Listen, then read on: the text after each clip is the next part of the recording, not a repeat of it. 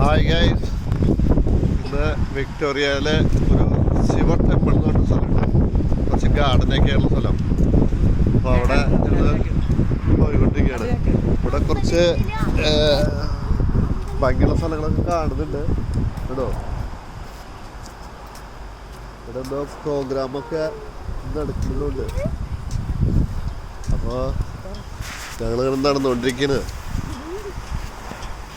ഗാർഡനൊക്കെ വെച്ച് പിടിപ്പിച്ചിട്ടുണ്ട് കേട്ടോ. നല്ല മനോഹരമായിട്ട്.